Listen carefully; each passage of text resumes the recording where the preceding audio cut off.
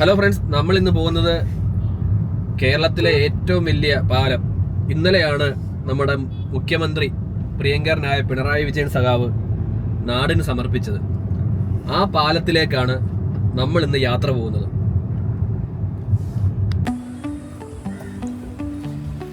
Friends, ഇത് പെരുമ്പളം ദ്വീപിലോട്ട് തിരിയുന്ന വഴിയാണ്. നമ്മുടെ LDF സർക്കാരിൻ്റെ നിരവധി ബോർഡുകൾ നമുക്ക് പോകുന്ന വഴികളിലെല്ലാം കാണാൻ സാധിക്കും. ശരിക്കും പറഞ്ഞാൽ LDF സർക്കാരിൻ്റെ ഇച്ഛാശക്തി കൊണ്ട് മാത്രമാണ് ഈ ഒരു പാലം ഇന്നിവിടെ യാഥാർത്ഥ്യമായിരിക്കുന്നത്. ഇന്ന് പാലം ഉദ്ഘാടനം കഴിഞ്ഞിട്ടുള്ള ആദ്യത്തെ ദിവസമാണ്. ഞങ്ങൾ വളരെ കുറച്ച് നാളുകളായി ഈ ഒരു പാലത്തിൻ്റെ പണിയും കാര്യങ്ങളും കണ്ടപ്പോൾ തൊട്ട് ഈ ഒരു പാലത്തിൽ പോകണമെന്നും, കാര്യം നമ്മുടെ കേരളത്തിൽ തന്നെ ഏറ്റവും വലിയൊരു പാലമാണ് ഇപ്പോൾ ഇവിടെ വന്നിരിക്കുന്നത്. അപ്പോൾ കഴിഞ്ഞ കുറച്ച് ദിവസങ്ങളുള്ള പ്ലാനിങ് ആയിരുന്നു, ഒന്ന് പോയാൽ കൊള്ളാമെന്നുണ്ട്. അപ്പോൾ ഇന്നലെയാണ് ഉദ്ഘാടനം കഴിഞ്ഞ്. അതിന് മുന്നേ വണ്ടിയൊന്നും കയറ്റി വിടത്തില്ല, അതുകൊണ്ട് ആ പ്ലാൻ ഞങ്ങൾ തൽക്കാലം ഉപേക്ഷിച്ചാണ്. പണി നേരത്തെ കഴിഞ്ഞിരുന്നു, പക്ഷെ വണ്ടി പോകാത്തത് കൊണ്ട് മാത്രം ഞങ്ങൾ തൽക്കാലം വേണ്ടെന്ന് വെച്ചാണ്. അപ്പോഴാണ് ഉദ്ഘാടനം കഴിഞ്ഞത് പാലത്തിൻ്റെ. അപ്പോൾ അതുകൊണ്ട് ഞങ്ങൾ രാവിലെ ഇനി പുറപ്പെട്ടു. ഞങ്ങൾ വീട്ടിൽ നിന്ന് കുറച്ച് ദൂരമുണ്ട്, ഒരു 70 കിലോമീറ്ററോളം ഉണ്ട്. തിരുവല്ലയാണ്. അപ്പം 70 കിലോമീറ്റർ കഴിഞ്ഞ് ഞങ്ങൾ പാലം ഒന്ന് കാണാൻ വന്നിരിക്കുകയാണ്. നമുക്കൊന്ന് എക്സ്പീരിയൻസ് ചെയ്യാം. ഞാൻ നേരത്തെ പറഞ്ഞ പോലെ ഈ സർക്കാരിൻ്റെ നേട്ടങ്ങളിൽ ഒരു പൊൻതൂവലാണ് ഈ പെരുമ്പളം പാലം എന്ന പാലം. ഞാനിവിടെ വന്നപ്പോൾ ഒരു കാര്യം മനസ്സിലാക്കിയത്, രാഷ്ട്രീയ ഭേദമന്യേ ഇവിടുത്തെ എല്ലാ ആളുകളും ഈ ഗവൺമെൻറ്റിൻ്റെ പ്രവർത്തനം വളരെ മികച്ചതെന്നാണ് പറയുന്നത്.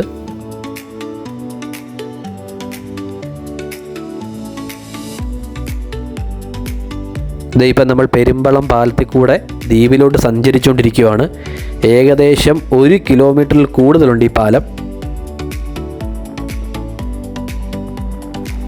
ഈ പാലത്തിൽ കൂടി യാത്ര ചെയ്യുമ്പോൾ ശരിക്കും ഞാൻ മനസ്സിൽ വിചാരിക്കുന്ന കാര്യം എന്താണെന്ന് വെച്ചാൽ, നമ്മുടെ കേരളം ഒരു സാമ്പത്തിക പ്രതിസന്ധികൾക്കിടയിലും കിഫ്ബി വഴി ഏകദേശം 100 കോടി രൂപ ചെലവാക്കിയാണ് ഈ പാലം നിർമ്മിച്ചിരിക്കുന്നത്.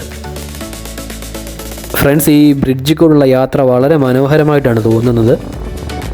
വേമ്പനാട്ട് കായലിൻ്റെ കുറുകെ ഏകദേശം 1 കിലോമീറ്റർ കൂടുതലുണ്ട് ഈ പാലത്തിൻ്റെ നീളം. എനിക്ക് തോന്നുന്നത് 2019 ഈ പാലത്തിൻ്റെ പണി തുടങ്ങുന്നത്. ഏകദേശം ഒരു 5.5 വർഷത്തിൽ കൂടുതൽ സമയമെടുത്ത് പണിതൊരു പാലമാണിത്.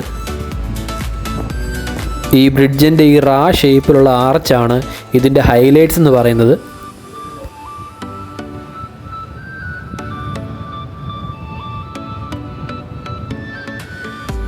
ശരിക്കും പറഞ്ഞാൽ ഞാൻ ആദ്യമായിട്ടാണ് ഇതുപോലൊരു പാലത്തിൽ കൂടി യാത്ര ചെയ്യുന്നത്. ഈ പാലത്തിൽ കൂടി ഇങ്ങനെ കാർ ഓടിച്ച് പോകുമ്പോൾ ഞാൻ പ്രധാനമായിട്ടൊരു കാര്യം വിചാരിക്കുന്നത്, ഈ പാലം വരുന്നതിന് മുന്നേ എങ്ങനെയാണ് ഇവിടുത്തെ ജനങ്ങൾ പുറം ലോകവുമായിട്ട് ബന്ധപ്പെടാൻ, അതുപോലെ തന്നെ ഹോസ്പിറ്റലിൽ പോകാൻ, സ്കൂളുകളിൽ പോകാൻ, അവരുടെ ജോലിക്ക് പോകാനൊക്കെ അവർക്ക് എങ്ങനെ സാധിച്ചു എന്നുള്ളത് എന്നെ വളരെ അത്ഭുതപ്പെടുത്തിയൊരു കാര്യമാണ്. ഒരു മനുഷ്യനെ സംബന്ധിച്ച് അവൻ്റെ ആരോഗ്യമാണ് അവന് ഏറ്റവും വലിയ കാര്യം. പക്ഷേ ഈ ദ്വീപിൽ ജീവിക്കുന്നവർക്ക് ഒരു രാത്രി ഒരു അസുഖം വന്നാലോ അല്ലെങ്കിൽ എന്തെങ്കിലും ഒരു മെഡിക്കൽ എമർജൻസി വന്നാൽ അവർ ഈ പാലമില്ലാത്ത സാഹചര്യത്തിൽ വളരെയേറെ ബുദ്ധിമുട്ടി എന്നതാണ് എനിക്കിപ്പോൾ മനസ്സിലാക്കുന്നത്. ഇപ്പോൾ ബാക്കിയുള്ളവരെ സംബന്ധിച്ച് നോക്കുകയാണെങ്കിൽ, ഇപ്പോൾ എന്തെങ്കിലും ഒരു ആവശ്യം പെട്ടെന്ന് വന്നാൽ നമ്മളിപ്പോൾ ഒരു ആംബുലൻസെ വിളിച്ചാൽ ആംബുലൻസ് വരും. പക്ഷേ ഈ ദ്വീപുകാർക്ക് എങ്ങനെ ഒരു മെഡിക്കൽ എമർജൻസി വന്നാൽ ഒരു ആംബുലൻസോ അതുപോലെ തന്നെ മെഡിക്കലായിട്ടുള്ള സൗകര്യങ്ങളോ ഒന്നും അവരെ സഹായിക്കാൻ വരത്തില്ല. ഫ്രണ്ട്സ്, ഈ പെരുമ്പളം പാലം വന്നതിൻ്റെ ഏറ്റവും വലിയ പ്രാധാന്യം എനിക്ക് തോന്നുന്നത് എന്താണെന്ന് വെച്ചാൽ, മറ്റെല്ലാ ആവശ്യങ്ങളെക്കാളും അവർക്ക് കായൽ കടക്കാതെ റോഡ് മാർഗം ആശുപത്രിയിൽ എത്തിച്ചേരാമെന്നതാണ്. ശരിക്കും പറഞ്ഞാൽ ഈ ദ്വീപിലുള്ളവർ പോലും വിചാരിച്ച് കാണത്തില്ല അവർക്ക് ഇത്രയും വേഗം ഇങ്ങനൊരു പാലം കിട്ടുമെന്ന്. ഇപ്പോൾ കുറച്ച് നേരമായി കാർ ഓടിച്ചുകൊണ്ട് പോകാൻ തുടങ്ങിയിട്ട്. അപ്പം തന്നെ നിങ്ങൾക്ക് മനസ്സിലായി കാണും ഈ പാലത്തിന് എന്തുമാത്രം ദൂരമുണ്ടെന്ന്. ഊരാളുങ്കൽ ലേബർ കോഓപ്പറേറ്റീവ് സൊസൈറ്റിയാണ് ഈ പാലം നിർമ്മിച്ചത്. സർക്കാരിൻ്റെ ഓൾമോസ്റ്റ് എല്ലാ വർക്കുകളും ചെയ്യുന്നത് ഇവർ തന്നെയാണ്. ഉദ്ഘാടനം കഴിഞ്ഞ ആദ്യത്തെ ദിവസം ആയതുകൊണ്ടാണെന്ന് തോന്നുന്നു സഞ്ചാരികൾ ഈ പാലത്തെപ്പറ്റി അറിഞ്ഞ് കേട്ട് വരുന്നതേ ഉള്ളൂ. എനിക്കൊന്ന് ഏകദേശം ഒരാഴ്ച കഴിയുമ്പോഴത്തേക്ക് ഈ പെരുമ്പളം പാലം ഒരു ടൂറിസം കേന്ദ്രം പോലായി മാറാൻ സാധ്യതയുണ്ട്. എൻ്റെ ഫ്രണ്ട്സിൽ കുറച്ച് പേര് ഇതുപോലെ പെരുമ്പളം ദ്വീപിലോട്ട് ഒരു 2 വർഷം മുന്നേ അവർ ഈ ജങ്കാറിൽ യാത്ര ചെയ്തിട്ടുണ്ട്. നമ്മളിപ്പോൾ പെരുമ്പളം പാലത്തിൻ്റെ എൻഡിലെത്തിയിട്ടുണ്ട്. ഇനിയിപ്പം നമുക്ക് ആ ദ്വീപിലോട്ട് കടക്കാം. ഫ്രണ്ട്സ്, ഇതാണ് പെരുമ്പളം ദ്വീപ്. എനിക്ക് തോന്നുന്നു മുന്നോട്ടുള്ള വഴി കഷ്ടിച്ച് ഒരു വണ്ടിക്ക് മാത്രം പോകാൻ പറ്റുന്നതാണ്.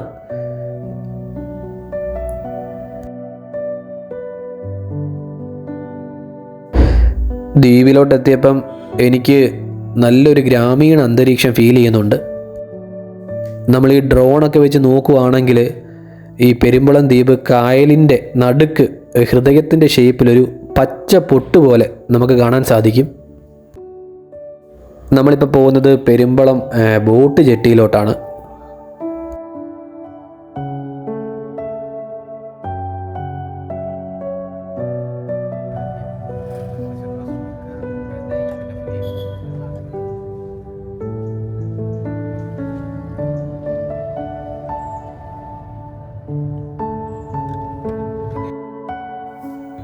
നമ്മളീ പോകുന്ന വഴിയെല്ലാം വളരെ മനോഹരമാണ്. വീഡിയോ നോക്കിയാൽ മതി, നിങ്ങൾക്ക് മനസ്സിലാവും.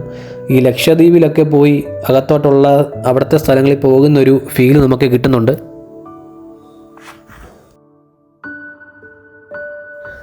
സമയം ഏകദേശം 10 മണിയൊക്കെ ആയതേ ഉള്ളൂ. അതുകൊണ്ടാണെന്ന് തോന്നുന്നു വലിയ വെയിലൊന്നുമില്ല വഴിയിൽ.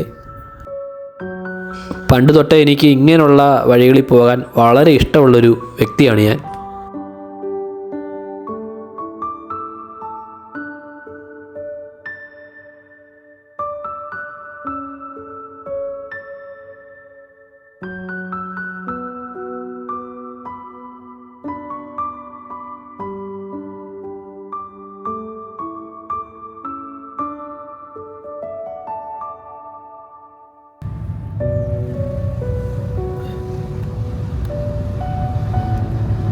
ഫ്രണ്ട്സ്, ഇങ്ങോട്ട് ആദ്യമായിട്ട് വരുന്നത് കൊണ്ട് ഈ ബോട്ട് ജെട്ടി എവിടെയാണ്, ഇതിൻ്റെ പ്രധാന സ്ഥലങ്ങൾ എവിടെയാണെന്ന് ഒരു പിടുത്തമില്ല.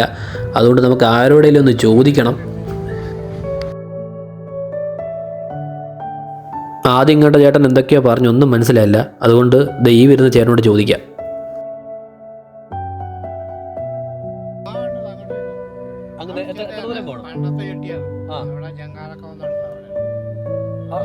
കായലുണ്ട്. ശരി. നേരെ പോയിട്ട് ഒരു 3 കുടികളുണ്ട്. അവിടുന്ന് റൈറ്റ് പോയാൽ മതി. ഈ ചേട്ടൻ പറഞ്ഞ വഴി അത്യാവശ്യം വീട് കിട്ടി. സോ നമുക്ക് ബോട്ട് ജെട്ടിയിലോട്ട് പോകാം. ഞായറാഴ്ച ആയതുകൊണ്ട് കടകളൊക്കെ അവധിയാണ്. അതുകൊണ്ട് വെള്ളം ഒന്നും മേടിക്കാനൊരു നിവൃത്തിയില്ല. വരുന്ന വഴിക്ക് 2-3 പബ്സ് മേടിച്ചിരുന്ന് കഴിക്കാൻ. ഫ്രണ്ട്സ്, ഫൈനലി നമ്മൾ ഇതേ ബോട്ട് ജെട്ടിയിലോട്ട് എത്തുകയാണ്. ഇതാണ് ബോട്ട് ജെട്ടി. ഈ പാലം വന്നതിന് ശേഷമുള്ള തിരക്കാന്ന് തോന്നിയത്. കുറേ യാത്രക്കാർ ഇവിടെ വന്നിട്ടുണ്ട്, ഓട്ടോക്കാരുണ്ട്, കാറുകളും ബൈക്കുകളും എല്ലാം തന്നെ ഉണ്ട്. ഞങ്ങൾ ഏതായാലും കാറൊന്ന് സൈഡിൽ ഒതുക്കട്ടെ.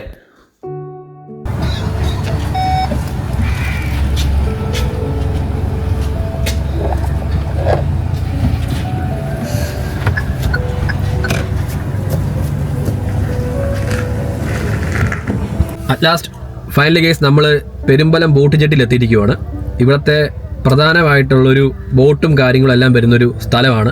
അപ്പം ഞങ്ങൾ കാറിൻ്റെ പുറത്തൊന്ന് ഇറങ്ങിയിട്ട് ഇവിടുത്തെ ബോട്ട് ജെട്ടിയും ജങ്കാറും കാര്യങ്ങളൊക്കെ ഒന്ന് കാണിച്ചു തരാം.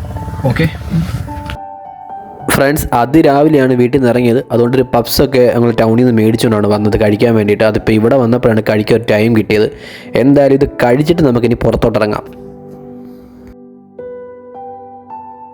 ഇതാണ് നമ്മുടെ പെരുമ്പളം ബോട്ട് ജെട്ടി. സിനിമയിലൊക്കെ കാണുന്ന പോലെ വളരെ മനോഹരമാണ് ഈ പ്രദേശം കാണാൻ. ഇതാണ് ഫ്രണ്ട്സ് ഇവിടുത്തെ പ്രധാനപ്പെട്ട ജങ്കാറ്. ഈ പാലം വരുന്നതിന് മുന്നേ പ്രധാനമായിട്ട് ഈ ദ്വീപിലെ ആൾക്കാർ ഈ ജങ്കാറിനെയാണ് ആശ്രയിച്ചിരുന്നത്.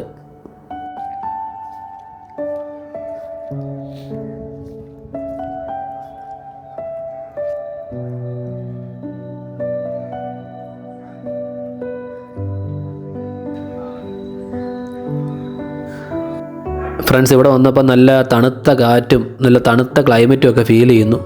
നമുക്കെന്തായാലും ഈ മാർക്കറ്റ് ജെട്ടിയുടെ അകത്തോട്ടൊന്ന് കയറാം. ഇപ്പോഴും ഒത്തിരി പേര് വന്ന് ഈ ബോട്ട് ജെട്ടിയിലൊക്കെ ചുമ്മാ കഥകളൊക്കെ പറഞ്ഞുകൊണ്ടിരിപ്പുണ്ട്. നല്ല രസമുണ്ട് ഈ ജെട്ടി കാണാൻ.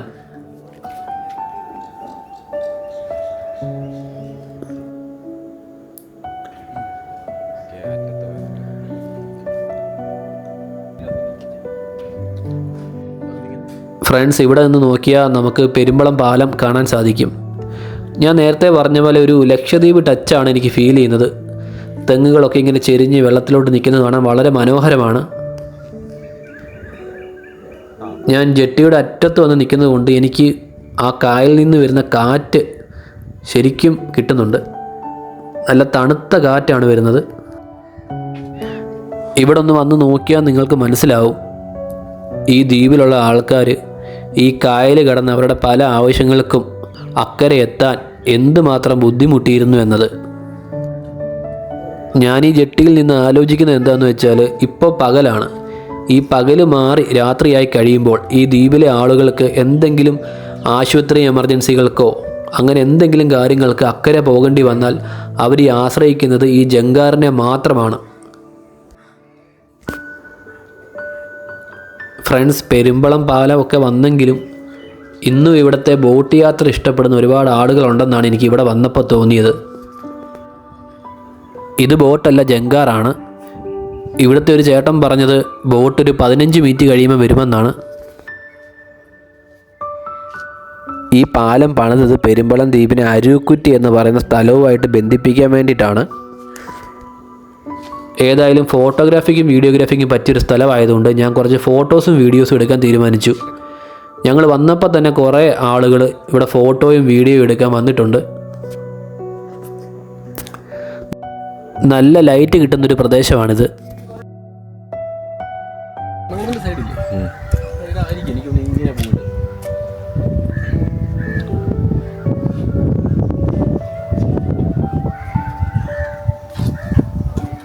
ഇതിപ്പോൾ നമ്മുടെ അടുത്തൊരു ചേട്ടനുണ്ട്. ഈ ചേട്ടനോട് തന്നെ ഈ പാലം വന്നതിൻ്റെ ഒരു അഭിപ്രായം നമുക്ക് ചോദിക്കാം. ചേട്ടാ, ഇതിപ്പം എത്ര വർഷത്തെ നിങ്ങളുടെ കാത്തിരിപ്പായി ഇങ്ങനൊരു പാലം? വർഷങ്ങൾ നോക്കിയിരുന്നപ്പോൾ വന്നത്. ആ, നിങ്ങൾ അതുവരെ യൂസ് ചെയ്തുകൊണ്ടിരുന്നത്, അതായത് ഗതാഗതത്തിന് ഉപയോഗിച്ചുകൊണ്ടിരുന്നത്? ഇടയ്ക്ക് ജങ്കാറ് കംപ്ലൈൻ്റ് ആകുമ്പോൾ ഞങ്ങൾ ബോട്ടിലാണ്. ഓ ശരി. പിന്നെ ചേട്ടാ, ഇതിപ്പം ഈ വന്നത് ഏറ്റവും വലിയ ഉപകാരം. ഹോസ്പിറ്റലിൽ പോകാനോ ഒക്കെ നേരത്തെ എളുപ്പമായി. നേരത്തെ അല്ലെങ്കിൽ പിന്നെ മറ്റേ ബോട്ട് തന്നെ. ഇതിപ്പോൾ ഈ പാലം വന്നത് സർക്കാരിൻ്റെ ഇതുകൊണ്ടാണോ, മികവുകൊണ്ടാണ് വന്നത്? ആണ്. നല്ല പോലെ ഇടപെട്ടല്ലേ? എത്ര നാളുകൊണ്ട് ഇത് പൂർത്തീകരിച്ചു ഈ പാലം? ഏകദേശം 5 കൊല്ലം. 5 വർഷം കഴിഞ്ഞു. ആ വരുന്ന ബോട്ടൊക്കെയാണ് അത് ഇങ്ങോട്ട് ഇവിടെ വരെ ഉള്ളൂ. അത് ജങ്കാറാ? ആ വരുന്ന സംഭവം അത് ആ ബോട്ടും ഇവിടെ യാത്രാ ബോട്ട് അല്ലേ? യാത്രാ ബോട്ട് ഇങ്ങോട്ട് ഇങ്ങോട്ട് എടുക്കുന്നു.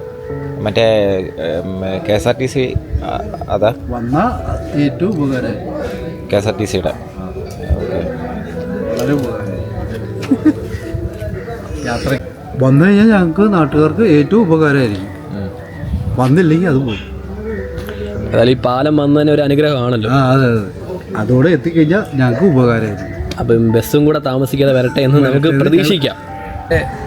ഇപ്പം നമ്മളിപ്പോൾ സംസാരിച്ച ചേട്ടൻ പറയുന്നതെന്ന് വെച്ചാൽ, ഈ ഒരു ജങ്കാറായിരുന്നു ഇവരുടെ പ്രധാനപ്പെട്ട ഒരു ട്രാവലിങ്ങിനുള്ള ഒരു വഴി എന്ന് പറയുന്നത്. ഐശ്വര്യം എന്നാണ് ഈ ഒരു ജങ്കാറിൻ്റെ പേര്. ശരിക്കും പറഞ്ഞാൽ ഈ ഒരു ദ്വീപിനെ സംബന്ധിച്ച് ഈ ഒരു ജങ്കാർ ഇവർക്ക് ഐശ്വര്യം തന്നെയാണ്. അതുകൊണ്ട് അറിഞ്ഞിട്ടൊരു പേരാണെന്ന് തന്നെ നമുക്ക് പറയാൻ പറ്റും. ഇപ്പം ഞാനിപ്പോൾ ഈ ചേട്ടനുമായിട്ട് ഇവിടുത്തെ ആൾക്കാരോട് സംസാരിച്ചതിൽ എനിക്ക് മനസ്സിലായ ഒരു കാര്യം എന്താണെന്ന് വെച്ചാൽ, ഈ ഒരു പാലം വരുന്നതിന് മുന്നേ ഇവിടുത്തെ ആൾക്കാർ ഒരുപാട് കഷ്ടപ്പെട്ടിരുന്നു. ഗതാഗതത്തിന് വേണ്ടിയും ഒരു ആശുപത്രിയിൽ പോകാനും പല അവരുടെ നിത്യജീവിതത്തിൻ്റെ ഓരോ ആവശ്യത്തിനായിട്ട് അവർ ഈ ഒരു ജങ്കാറിനെ മാത്രമാണ് ആശ്രയിച്ചു പോകുന്നത്. ഇപ്പം ഈ ഒരു പാലം വന്ന് ശരിക്കും പറഞ്ഞാൽ ഇവിടുത്തെ നാട്ടുകാർ നമ്മുടെ LDF സർക്കാരിനൊരു വലിയൊരു ക്രെഡിറ്റാണ് കൊടുക്കുന്നത്. കാര്യം അവരുടെ ഒരു ഇച്ഛാശക്തി മൂലമാണ് ഈ ഒരു പാലം ഇന്നിവിടെ യാഥാർത്ഥ്യമായി നിൽക്കുന്നതെന്നാണ് ഇവിടുത്തെ നാട്ടുകാർ അവരുടെ പ്രതികരണം കിട്ടുന്നത്. ഫ്രണ്ട്സ്, ഇതാണ് ഞാൻ ഒരുപാട് നേരമായിട്ട് വെയിറ്റ് ചെയ്ത് നിന്ന ബോട്ട്. ഇതാണ് ഇവിടുത്തെ പ്രധാനപ്പെട്ട ബോട്ട് സർവീസ്. ദേ ഈ കായലിനോട് ചേർന്ന് കിടക്കുന്ന ജങ്കാറും ഈ ഒഴുകി വരുന്ന ബോട്ടുമായിരുന്നു കാലങ്ങളോളമായിട്ട് ഈ ദ്വീപിലെ ഏക ആശ്രയമെന്ന് പറയുന്നത്.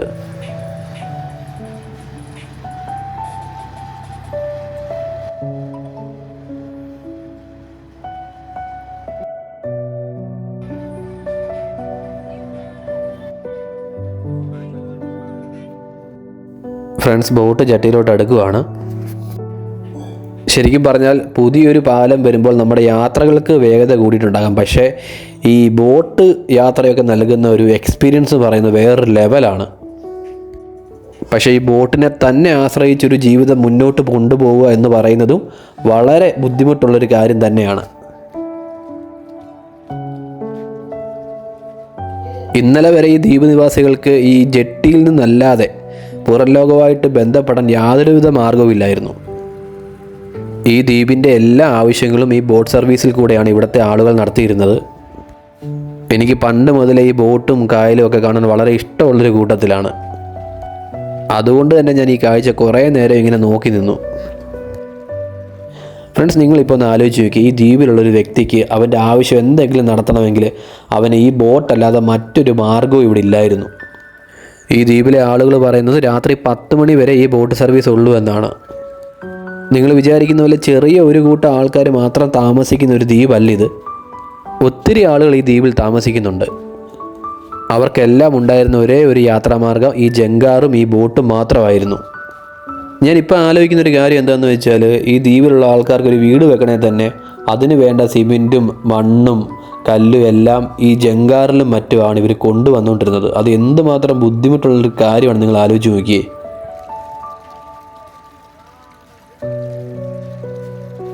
ഇന്നിവിടെ ഈ പാലം വന്നതിൻ്റെ ആദ്യത്തെ ദിവസമാണ്, ഇന്നലെയായിരുന്നു ഉദ്ഘാടനം. എങ്കിലും ഒരുപാട് ആളുകൾ ഇപ്പോഴും ഈ ബോട്ടിനെ ആശ്രയിക്കുന്നുണ്ട്. എനിക്ക് തോന്നുന്നതിൻ്റെ കാര്യം എന്താണെന്ന് വെച്ചാൽ, ഈ ദ്വീപിലൊരു പാലം ഇല്ലാത്തത് കൊണ്ട് തന്നെ ഇവിടുത്തെ ആളുകൾക്ക് വാഹനങ്ങൾ തീരെ കുറവാണ്. ഞാൻ ഇങ്ങോട്ട് വന്നപ്പോൾ തന്നെ ഒരുപാട് പേര് സൈക്കിളിൽ മാത്രമാണ് യാത്ര ചെയ്തു പോകുന്നത് ഞാൻ കണ്ടത്. ഇപ്പോൾ ഈ ദ്വീപിലോട്ടുള്ള യാത്രക്കിടയിൽ തന്നെ നമ്മൾ പെരുമ്പളം പാലത്തിൽ കണ്ടത് ഇവിടെയുള്ള ആൾക്കാരുടെ വാഹനങ്ങളെ അല്ല. ആ വാഹനങ്ങളൊക്കെ ഈ പാലം കാണാൻ വന്നവരുടേതാണ്.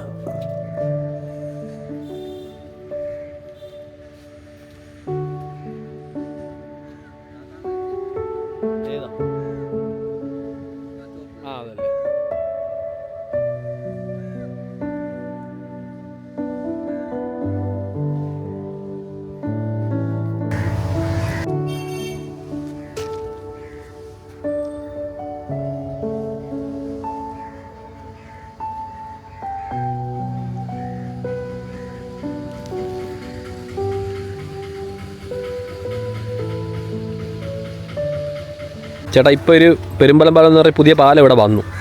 അപ്പോൾ ഇത് വരുന്നതിന് മുന്നേ നിങ്ങളുടെ ജീവിതം എങ്ങനെയായിരുന്നു? ഈ പാലം വന്നതിന് ശേഷം നിങ്ങൾക്ക് എന്താണ് ഇപ്പോൾ തോന്നുന്നതെന്ന് പറയൂ.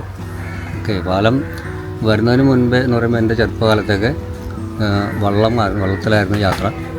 അപ്പോൾ ബുദ്ധിമുട്ടായിരുന്നു, കാറ്റ് കോളും എല്ലാം കൊണ്ടും നമുക്ക് ബുദ്ധിമുട്ടാണ്. അക്കരെ പോക്കുവരവ്, പിന്നെ നമുക്ക് സമയത്ത് ഒരു സ്ഥലത്തും എത്താൻ പറ്റാത്തൊരു സ്ഥിതി.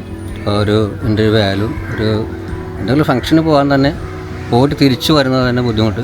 അത് കഴിഞ്ഞ് പിന്നെ ബോട്ടായി കഴിഞ്ഞപ്പോൾ ലാസ്റ്റ് ബോട്ട് കഴിഞ്ഞാൽ പിന്നെ നമുക്ക് ഇക്കരെ കടക്കൽ ബുദ്ധിമുട്ടാണ്. അപ്പോൾ അങ്ങനെ വരുമ്പോൾ പല പ്രാവശ്യം നമ്മൾ അക്കരെ ജെട്ടിയിലൊക്കെ കിടന്നുറങ്ങിയിട്ടുണ്ട്. ബോട്ടിൽ ഞാൻ അടക്കം ബോട്ടിൽ കിടന്നുറങ്ങിയിട്ടുള്ള ആളാണ്.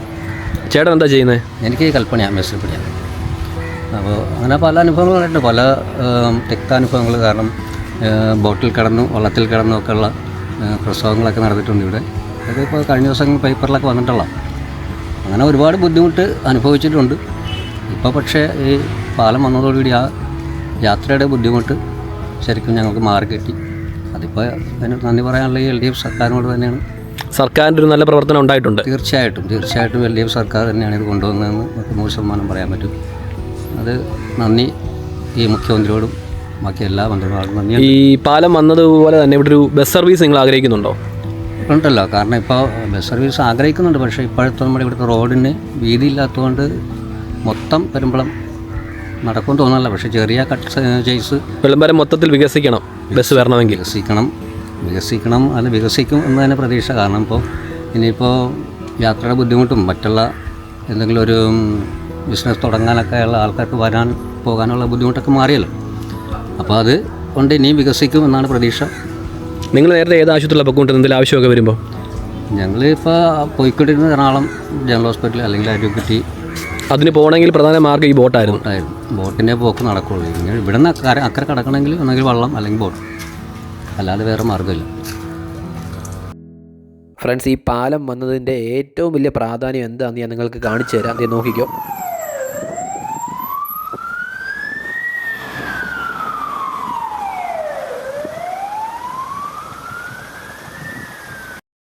ഫ്രണ്ട്സ്, ഇതല്ലേ പെരുമ്പളം ദ്വീപിനേക്കാളിലും ഏറ്റവും മനോഹരമായിട്ടുള്ളൊരു കാഴ്ച. എനിക്ക് തോന്നുന്നു ഇവിടെയുള്ളവർ ഒരിക്കലും വിചാരിച്ച് കാണത്തില്ല ഇതുപോലൊരു ആംബുലൻസ് സർവീസ് ഈ പാലത്തിൽ കൂടി എപ്പോഴെങ്കിലും കടന്നു പോകുമെന്ന്. നേരത്തെ പറഞ്ഞതുപോലെ തന്നെ പെരുമ്പളം ദ്വീപിനേക്കാളും എനിക്ക് ഏറ്റവും കൂടുതൽ ഇഷ്ടപ്പെട്ട കാഴ്ച എന്താണെന്ന് വെച്ചാൽ ഈ രോഗിയുമായിട്ട് ആംബുലൻസ് ഈ പാലത്തിൽ കൂടി തന്നെ പോകുന്നതാണ്. സമയം ഇപ്പോൾ ഏകദേശം 12 മണിയൊക്കെ കഴിഞ്ഞ് ഇപ്പം നല്ല തിരക്കുകളൊക്കെ ആയി തുടങ്ങി. എനിക്ക് തോന്നുന്നു വൈകിട്ടാവുമ്പോഴത്തേക്ക് ഈ പെരുമ്പളം പാലം ടൂറിസ്റ്റുകളെ കൊണ്ട് നിറയുമെന്ന് എനിക്ക് തോന്നുന്നു.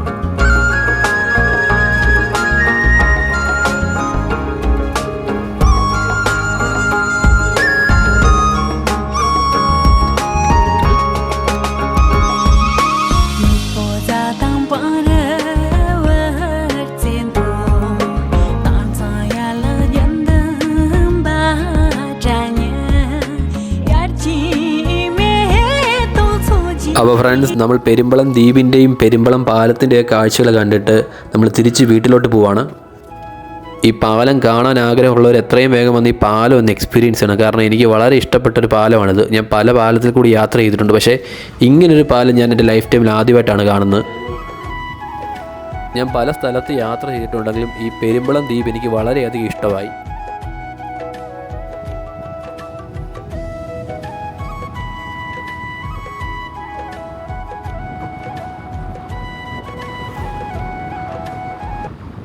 സോ ഗൈസ്, എൻ്റെ ഈ വീഡിയോ ഇഷ്ടപ്പെട്ടെങ്കിൽ നിങ്ങളിത് ലൈക്ക് ചെയ്യുക, മാക്സിമം ആളുകൾക്ക് ഷെയർ ചെയ്ത് കൊടുക്കുക, എൻ്റെ ഈ ചാനൽ ഒന്ന് സബ്സ്ക്രൈബ് ചെയ്യുക. അപ്പോൾ അടുത്തൊരു വീഡിയോ ആയിട്ട് ഞാൻ വരുന്നതാണ്. അതുവരെ ഗുഡ് ബൈ.